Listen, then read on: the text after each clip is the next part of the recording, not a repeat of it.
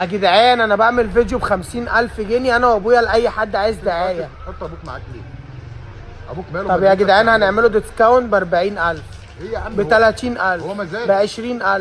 السلام عليكم. السلام عليكم اخواتي. انا طالع بس اقول كلمتين بسبب الهري الكتير بس اللي حصل من ميدو. انا بعد ما عملت الفيديو مع ابو ميدو ونزلت الميدو المنطقه عشان اكتشف ميدو واعرف ميدو على حقيقته، هل هينزل لحد غلبان يعمل له فيديو دعايه بدون مقابل ولا لا. ميدو قال لي انا في الشقه يا جماعه، وابوه قابلني الصراحه وراجل محترم جدا. بالنسبه لمعلم ميدو، قسما بالله يا جماعه في شارع شكور انا سالت من ورا ميدو ولقيته متفق مع الناس. نزلت كذا منطقه من غير ذكر اسامي، لقيته متفق مع الناس. ميدو اصلا فيك في المقالب بتاعته.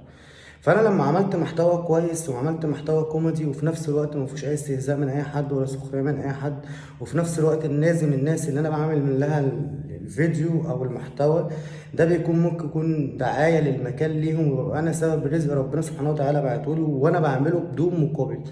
انا مش محتاج اي حاجه. اولا يا ميدو يا حبيبي، انا كنت مطرب تمام، طلعت مع حلمي بكر وطلعت مع في كذا قناه كمان، وكان عندي قناه اسمها يوتيوب حوده الكابتن، وكان عندي ايميل تيك توك اكتر من 500 الف متابع يا حبيبي.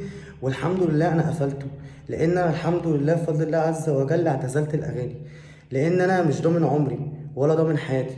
انا عملت محتوى ترفيهي وفي نفس الوقت يكون كوميدي، فانا مش محتاج يا بابا انزل عندك او محتاج ان انا اجيلك عشان اخد شهرة. اميدو انا مثلت حبيبي، وكنت بطلع على قناة شعبيات وبطلع على قناة الحدث وبطلع على قناة اليوم وبطلع على قناة شيماء أوي حبيبي. عملت مسلسلين كوميدي من قبل ما انت اصلا يبقى عندك قناة يوتيوب تمام. انا عملت مع فتحي سعد ومحمد عيد والحمد لله يعني بطلت كل الحاجات ديت. فما تجيش تقول لي تصيد، وانت بالنسبه لاي فيديو حبيبي انت ما بتعملوش ببلاش، فما تقولش انا هنزل انا وابويا اعمل فيديو ببلاش، ده ما حصلش.